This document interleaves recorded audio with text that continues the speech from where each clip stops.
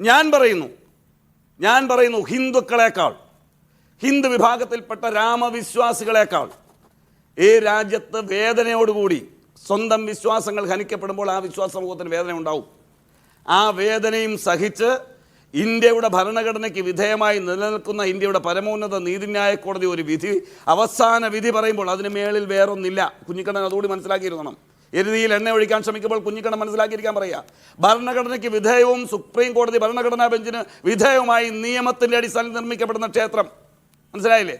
അവിടെ വികാരം വ്രണപ്പെട്ടത് ഇന്ത്യയിലെ മുസ്ലിം സഹോദരന്മാരുടേതാണ്. അവരുടെ വിശ്വാസങ്ങളാണ് വ്രണപ്പെട്ടത്. ആ വ്രണപ്പെട്ട വിശ്വാസങ്ങളുടെ അടിസ്ഥാനത്തിൽ അവർ വൈകാരികമായി പ്രതികരിച്ചില്ല. അവർ പ്രതികരിച്ച് കോടതിക്കെതിരെ, ഭരണകൂടത്തിനെതിരെ, ഈ രാജ്യത്ത് ഹിന്ദുക്കൾക്കെതിരെ ആയുധമെടുത്ത് അടരാടാൻ ഇറങ്ങിയാൽ ഇവിടെ ഹിന്ദു മുസ്ലിം സംഘർഷമുണ്ടാകും. ഈ രാജ്യം കലുഷിതമായി ചോരപ്പുഴ ഒഴുകും.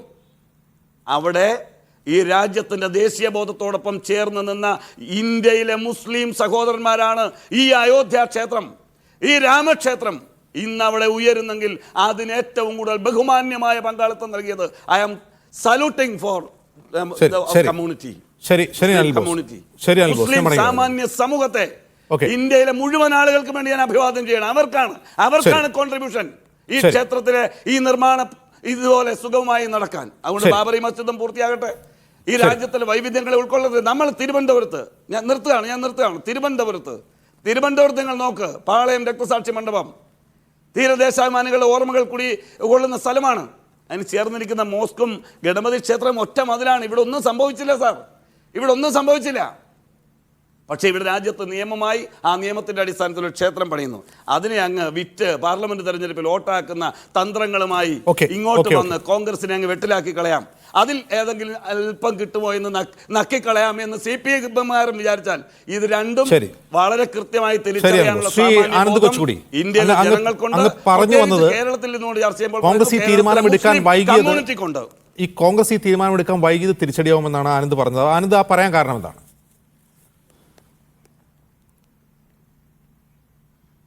അല്ല, കോൺഗ്രസിന് അവരുടെ ഈ കാര്യത്തിലുള്ള നിലപാട് ഇന്ന് ശ്രീ അനിൽ ബോസ് പറയുന്നത് പോലെ ഇത്രയും ദിവസം 20 ദിവസം പറയാൻ എന്തായിരുന്നു ബുദ്ധിമുട്ട്?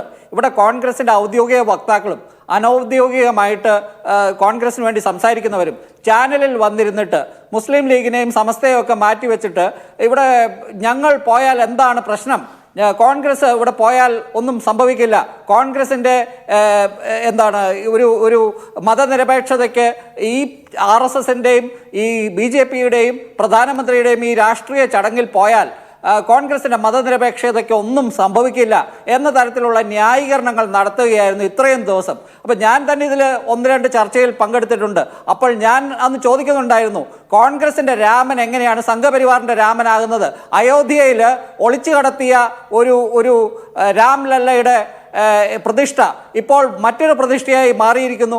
ആ പ്രതിഷ്ഠ എങ്ങനെയാണ് പള്ളി പൊളിച്ച് അവിടെ അതിന് മുകളിൽ കെട്ടിപ്പൊക്കിയ ഈ ക്ഷേത്രം കോടതി വിധിയുടെയൊക്കെ മറവിലാണ്, കോടതി വിധിയുടെയൊക്കെ ബലത്തിലാണ് എന്ന് പറയുമ്പോഴും എങ്ങനെയാണ് ആ രാമൻ മഹാത്മാഗാന്ധിയുടെ രാമനാകുന്നത്?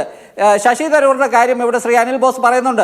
അദ്ദേഹം പറഞ്ഞത്, ഒരു ക്ഷേത്രത്തിൽ ഒരു വിശ്വാസി എന്ന നിലയ്ക്ക് ഭാവിയിൽ ഞാൻ പോകും, ഈ ചടങ്ങിന് എനിക്ക് ക്ഷണം കിട്ടിയിട്ടില്ല, ക്ഷണം കിട്ടിയാലും ഞാൻ പോകുമായിരുന്നില്ല, കാരണം ഇത് ഒരു രാഷ്ട്രീയ ചടങ്ങാണ്. അവിടെ നേരത്തെ അജിംസ് സൂചിപ്പിച്ചതുപോലെ ശങ്കരാചാര്യ സ്വാമികളെ ഉൾപ്പെടെ അവിടെ ക്ഷണിക്കാതെ ഒരു മതപണ്ഡിതനെ പോലെ അവിടെ പ്രധാനമന്ത്രി പോയി ഈ